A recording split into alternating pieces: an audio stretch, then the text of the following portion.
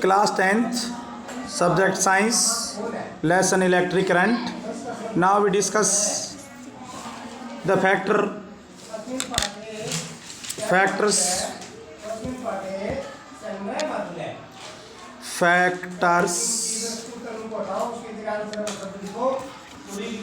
affecting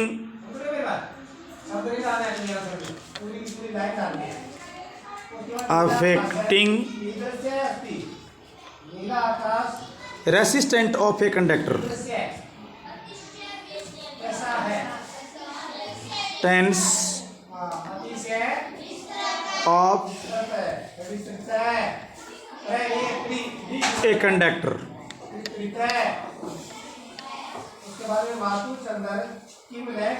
Conductor.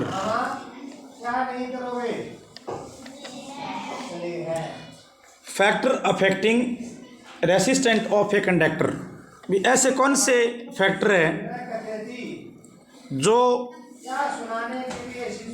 किसी भी conductor के रेसिस्टेंट को अफेक्ट करते हैं? फर्स्ट, मैं आपको इसका हिंदी में कंसेप्ट बताऊं कि कुछ ऐसे फैक्टर्स हैं, जैसे मैं मान लूं मेरे पास ये एक कंडक्टर है, ये मेरे पास एक वायर है कंडक्टर का,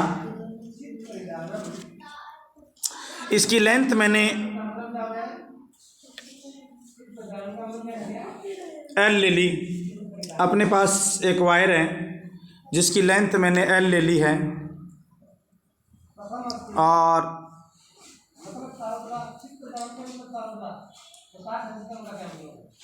ये मैंने एक वायर लिया,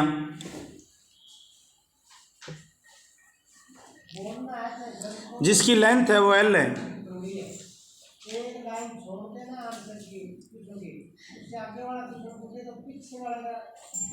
जिसकी लेंथ है वो L है।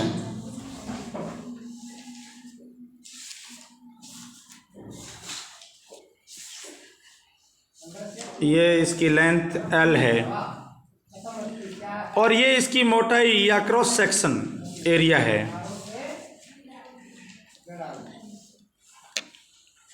ये इसकी मोटाई या क्रॉस सेक्शन एरिया है,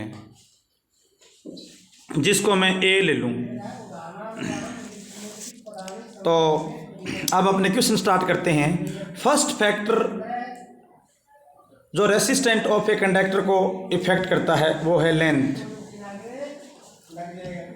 फर्स्ट फैक्टर है वो है लेंथ, जिसको अपने L से रिप्रेजेंट करते हैं। तो किसी भी कंडक्टर, जैसे ये कंडक्टर है, इसका रेसिस्टेंट R है, तो ये रेसिस्टेंट R जो है वो इसकी लेंथ के इक्वल होता है, प्रोपोर्शनल होता है। At given temperature the resistant of a conductor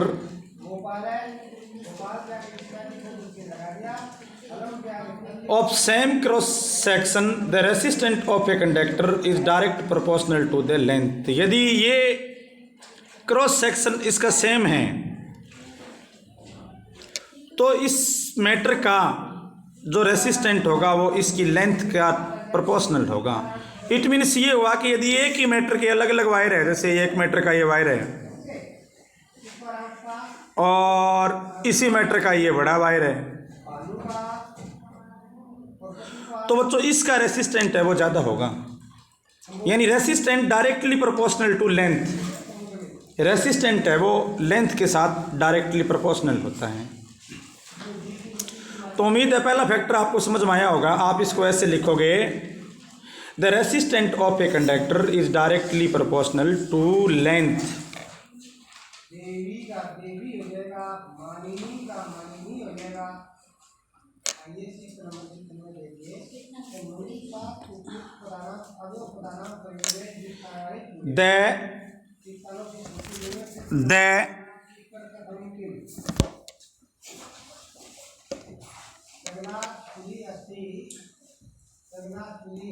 resistance of a conductor directly proportional to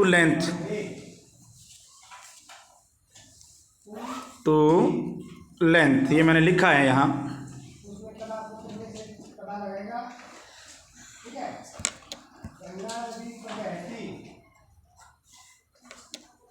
ये देखो जो फर्स्ट टॉपिक है वो आपको समझ में आया होगा। ये देखो नीचे मैंने लाइन लिखी है, factor affecting of resistant.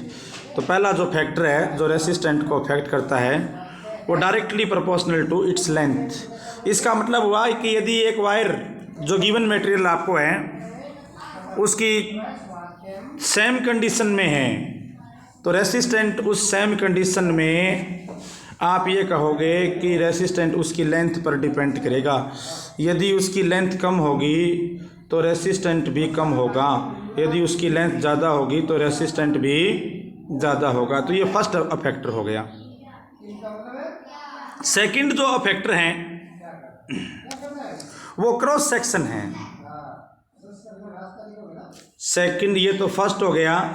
Second effector जो है वो क्रॉस सेक्शन है। क्रॉस सेक्शन मतलब जैसे ये वायर है तो क्रॉस सेक्शन को हिंदी में मोटाई बोलते हैं। तो ये जो क्रॉस सेक्शन एरिया है ना इस पर भी फैक्टर डिपेंड करता है। ये क्रॉस सेक्शन एरिया होता है pi r square. Area of cross section of a wire is pi r square. For a wire of given material and given length the resistant of conductor varies inversely to the area of cross section. मतलब ये जो area है ना cross section का, इसको मैं ए ले लूँ, ए फॉर एरिया, तो रेसिस्टेंट है जो इसके रिवर्स होगा, directly reverse to A.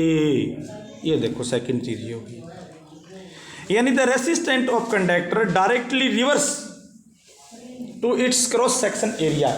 It means cross section area ज़्यादा होगा तो रेसिस्टेंट कम होगा, और क्रॉस सेक्शन एरिया कम होगा तो रेसिस्टेंट ज़्यादा होगा।